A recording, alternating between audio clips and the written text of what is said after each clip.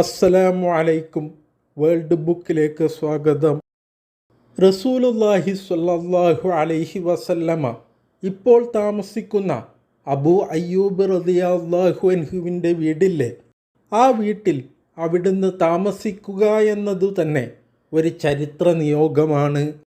വിഖ്യാത ചരിത്രകാരന്മാരായ ഇബ്നു ഇസ്ഹാഖ് തൻ്റെ ഗ്രന്ഥമായ അൽ മുബ്തദയിലും ഇബ്നു ഹിഷാം തീജാനിലും ഉദ്ധരിച്ച ചരിത്ര വിവരണം ഇവിടെ ശ്രദ്ധേയമാണ്. അള്ളാഹുവിൻ്റെ ഹബീബ് സ്വല്ലല്ലാഹു അലൈഹി വസല്ലമ ഹിജ്റ ചെയ്ത് മദീനയിലേക്ക് എത്തുന്നതിനും പതിറ്റാണ്ടുകൾക്ക് മുമ്പ് ആ വഴിയിലൂടെ കടന്നുപോയ തുബ്ബ ഒന്നാമൻ രാജാവും വേദാന്തികളായ ജ്ഞാനികളും അന്ത്യപ്രവാചകർ വരാനിരിക്കുന്ന സ്ഥലമാണെന്ന് മനസ്സിലാക്കി അവിടെ ഇറങ്ങി താമസിക്കുകയുണ്ടായി. അവിടെ ഒരു വീട് നിർമ്മിച്ച് അന്ത്യപ്രവാചകർ ആഗതനായാൽ ഇത് നൽകണമെന്ന് അബൂ അയ്യൂബ് റളിയല്ലാഹു അൻഹുവിൻ്റെ പൂർവ്വപിതാക്കളിൽപ്പെട്ട ഒരാളെ ചുമതലപ്പെടുത്തുകയായിരുന്നുവത്രേ. ഇരിക്കട്ടെ, ഒട്ടകം മുട്ടുകുത്തിയ സ്ഥലം തൻ്റെ പാർപ്പിട ഭൂമി ആയിരിക്കുമെന്ന് അള്ളാഹുവിൻ്റെ റസൂൽ സ്വല്ലല്ലാഹു അലൈഹി വസല്ലമ പ്രഖ്യാപിക്കുകയുണ്ടായല്ലോ. ഈത്തപ്പന മരങ്ങളും കിടങ്ങുകളും ശ്മശാനങ്ങളുമൊക്കെ ആയിരുന്നു അവിടം. ആ പ്രോപ്പർട്ടി ആരുടേതാണെന്ന് അവിടുന്ന് ആരായുകയുണ്ടായി. നജ്ജാർ ഗോത്രക്കാരായ സഹിൽ, സുഹൈൽ എന്നീ 2 അനാഥ കുട്ടികളായിരുന്നു അതിൻ്റെ ഉടമസ്ഥർ. അവർ അപ്പോൾ അവിടെ തന്നെ ഉണ്ടായിരുന്നു താനും. റസൂലുള്ളാഹി സ്വല്ലല്ലാഹു അലൈഹി വസല്ലമ അവരോട് ഭൂമി വിൽക്കുന്നോ എന്നും അങ്ങനെയാണെങ്കിൽ എത്രയാണ് വിലയെന്നും ആരായുകയുണ്ടായി. അതൊന്നും വേണ്ട പ്രവാചകരെ, ആ സ്ഥലം അങ്ങ് എടുത്തോളൂ. എന്നാൽ അത് ഒരു ദാനമായി സ്വീകരിക്കാൻ റസൂലുള്ളാഹി സ്വല്ലല്ലാഹു അലൈഹി വസല്ലമ തയ്യാറായില്ല. അസ്അദ് റളിയല്ലാഹു അൻഹു ആയിരുന്നു ആ കുട്ടികളുടെ സംരക്ഷകൻ.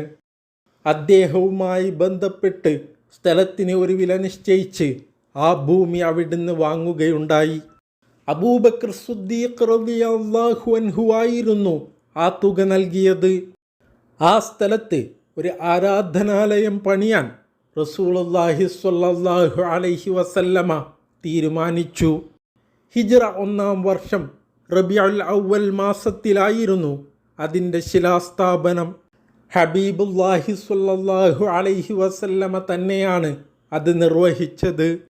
ശേഷം യഥാക്രമം അബൂബക്കർ, ഉമർ, ഉസ്മാൻ റളിയല്ലാഹു അൻഹും എന്നിവരും ചെയ്തു. അനന്തരം മരങ്ങൾ മുറിച്ചു നീക്കി ശ്മശാനത്തിലെ എല്ലുകൾ മാറ്റി സമനിരപ്പാക്കി. അടിത്തറ 3 അടി ചെങ്കോൽ കൊണ്ടാണ് നിർമ്മിച്ചത്. ഇഷ്ടികകൾ കൊണ്ട് ചുമർ പണിതു. ഈത്തപ്പന മടൽ കൊണ്ട് മേൽക്കൂരയും മുറിച്ചു മാറ്റിയ ഈത്തപ്പനകളുടെ തടി ഉപയോഗിച്ച് തൂണുകളും ക്രമീകരിച്ചു. പള്ളിയുടെ നിർമ്മാണ പ്രക്രിയയിൽ മുത്തുനബി സ്വല്ലല്ലാഹു അലൈഹി വസല്ലമയിലെ സന്നദ്ധ സേവകരെ ശരിക്കും ദർശിക്കാമായിരുന്നു. അവിടുന്ന് സ്വന്തം പുതപ്പിൽ ചെങ്കല്ല് കൊണ്ടുവരുന്നത് കണ്ട് ഒരു സ്വഹാബി പറയുകയുണ്ടായി, നബിയെ, അതിങ്ങ് തന്നേക്കുക. അപ്പോൾ അവിടുന്ന് പറഞ്ഞു, താങ്കൾ പോയി മറ്റൊന്ന് എടുത്തോളൂ. അള്ളാഹുവിൻ്റെ അനുഗ്രഹത്തിൽ എന്നേക്കാൾ ആവശ്യക്കാരനല്ല നിങ്ങൾ. റിപ്പോർട്ട് വഫാ ഉൽ വഫ 1:133. മദീനക്കാരായ മുസ്ലിങ്ങളെ സഹായികളെന്നർത്ഥം വരുന്ന അൻസ്വാർ എന്നും, മക്കയിൽ നിന്ന് കുടിയേറിയ സത്യവിശ്വാസികളെ പ്രവാസികളെന്നർത്ഥം വരുന്ന മുഹാജിർ എന്നും അവിടുന്ന് വിശേഷിപ്പിക്കുകയുണ്ടായി. പള്ളിയുടെ നിർമ്മാണത്തിൽ എല്ലാവരും പങ്കാളിയായി. പണിക്കിടയിൽ അവർ ആലപിച്ച 2 വരി കവിതയുടെ ആശയം ഇങ്ങനെ: അല്ലാഹുവേ, നന്മയൊന്നുമില്ല വരാൻ പോകുന്ന ലോകത്തെ നന്മയല്ലാതെ. അൻസ്വാറുകളെയും മുഹാജിറുകളെയും നീ സഹായിക്കണമേ. മറ്റു ചില നേരങ്ങളിൽ അവർ പാടി, ജീവിതമേ ഇല്ല വരാൻ പോകുന്ന ലോകത്തെ ജീവിതമല്ലാതെ. കാരുണ്യം ചൊരിയുക ദൈവമേ, സഹായികളിലും പ്രവാസികളിലും. ഈ 2 വിഭാഗങ്ങൾക്ക് പുറമെ യസ്രിബിലുള്ള മറ്റൊരു വിഭാഗമാണ് ജൂതന്മാർ. അവരുമായി പരസ്പര വിശ്വാസത്തിൻ്റെ ഒരു കരാറിലെത്തുന്നത് ഉചിതമായിരിക്കുമെന്ന് ആലോചനയുണ്ടായി. രണ്ട് മതങ്ങളുടെയും വ്യത്യസ്തതകളെ നിലനിർത്തിക്കൊണ്ട് തന്നെ ഒരു ജനത എന്ന ആശയം. മുസ്ലിങ്ങൾക്കും ജൂതന്മാർക്കും തുല്യ പദവി കൽപ്പിക്കപ്പെടും. ഒരു ജൂതൻ ആക്രമിക്കപ്പെട്ടാൽ മറ്റു ജൂതന്മാരും മുസ്ലിങ്ങളും അവൻ്റെ അവകാശങ്ങൾക്ക് വേണ്ടി നിലകൊള്ളണം. തിരിച്ച് ഒരു മുസ്ലിം ആക്രമിക്കപ്പെട്ടാലും കാര്യം തദൈവ. മുശ്രിക്കുകളുമായി യുദ്ധമുണ്ടായാൽ ഒരൊറ്റ സമൂഹമായി അവർ പൊരുതണം. മുസ്ലിങ്ങളോ ജൂതന്മാരോ വെവ്വേറെ സന്ധിയിലെത്താൻ പാടില്ല. സമാധാനം അവിഭാജ്യമായിരിക്കണം. എന്തെങ്കിലും അഭിപ്രായ വ്യത്യാസമുണ്ടായാൽ അത് തിരുദൂതരിലൂടെ ദൈവത്തിലേക്ക് വിടണം. ആധുനിക രാഷ്ട്ര സംവിധാനത്തിൻ്റെ ഒരു ബീജാവാപമാണ് യഥാർത്ഥത്തിൽ ഇവിടെ നടന്നുകൊണ്ടിരിക്കുന്നത്. ഏതൊരു സാഹചര്യത്തിൽ നിന്നാണ് ഈ കെട്ടിപ്പടുക്കൽ എന്ന് നമ്മൾ മനസ്സിലാക്കേണ്ടതുണ്ട്. ഇവിടെ ഒരു ഭരണകൂടമില്ല.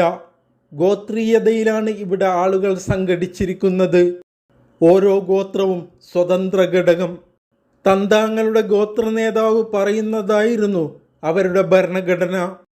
ഒരു തരം സാമൂഹിക സുരക്ഷാ സംവിധാനം അറബികൾക്കിടയിൽ നിലനിന്നിരുന്നു. ആരെങ്കിലും ഒരാൾ ഒരു കുറ്റകൃത്യം ചെയ്താൽ അയാളുടെ ഗോത്രത്തിനായിരിക്കും അതിൻ്റെ ഉത്തരവാദിത്വം. അവർ നഷ്ടപരിഹാരത്തുക നൽകാൻ ബാധ്യസ്ഥരാണ്. അക്രമിയും ഇരയും വ്യത്യസ്ത ഗോത്രങ്ങളായാൽ ചർച്ചയിലൂടെയാണ് പരിഹാരം നിശ്ചയിക്കപ്പെട്ടിരുന്നത്. അപ്പോഴും ശക്തി ആർക്കാണോ അവർക്ക് അനുകൂലമായിട്ടായിരിക്കും കാര്യങ്ങൾ. തുല്യാവകാശം എന്ന വിഭാവന തന്നെ ഇല്ല. വധിക്കപ്പെടുന്നത് ദുർബല ഗോത്രങ്ങളിൽപ്പെട്ട ഒരാളാണെങ്കിൽ അയാളുടെ ബന്ധുക്കൾക്ക് നൽകുന്ന നഷ്ടപരിഹാരത്തുക കൂടുതൽ ശക്തിയുള്ള ഗോത്രങ്ങൾക്ക് ലഭിക്കുന്നതിൻ്റെ പകുതി മാത്രമായിരിക്കും. ഇതിനൊന്നും ഒരു നിയമവും വ്യവസ്ഥയും ഉണ്ടായിരുന്നില്ല. ചിലർ ചേർന്ന് നിശ്ചയിക്കുന്ന ഒരാൾ അയാൾക്ക് തോന്നുന്ന ഒരു വിധി പ്രസ്താവം അങ്ങ് നടത്തിക്കളയും.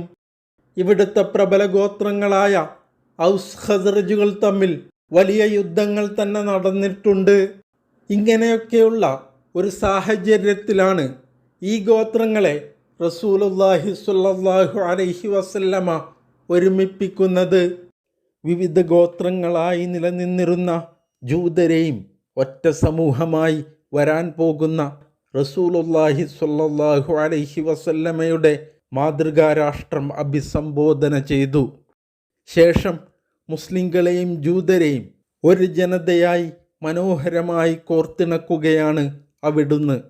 ജൂതന്മാർ മുഹമ്മദുൻ സ്വല്ലല്ലാഹു അലൈഹി വസല്ലമയെ ഔദ്യോഗികമായി നബിയാണെന്ന് അംഗീകരിക്കുന്ന വ്യവസ്ഥയൊന്നും പ്രകടമായില്ലെങ്കിലും രേഖയിലുടനീളം അങ്ങനെ തന്നെയാണ് സൂചിപ്പിക്കപ്പെട്ടിരുന്നത്. ജൂതന്മാർ രാഷ്ട്രീയപരമായ കാര്യങ്ങളാൽ ഇത്തരമൊരു ഉടമ്പടിയിൽ പങ്കാളിയാകാൻ നിർബന്ധിതരാവുകയായിരുന്നു.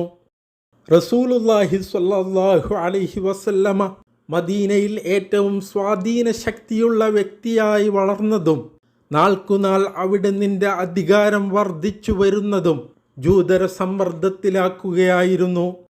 അതേ അവസരം തങ്ങളുടെ കൂട്ടത്തിൽപ്പെടാത്ത ഒരാളെ ദൈവം പ്രവാചകരായി നിയോഗിക്കുമെന്ന് മനസ്സിലാക്കാൻ കഴിയുന്നവരായിരുന്നു ജൂതരിലെ വളരെ ചുരുക്കം പേർ.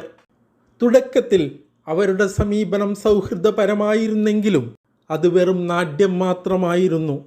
തങ്ങളാണ് ഏറ്റവും ഉത്കൃഷ്ടരെന്നും മറ്റുള്ളവരൊക്കെ തങ്ങളെക്കാൾ അധമരാണെന്നും ഉള്ളാലെ അവർ ഊറ്റം കൊണ്ടു.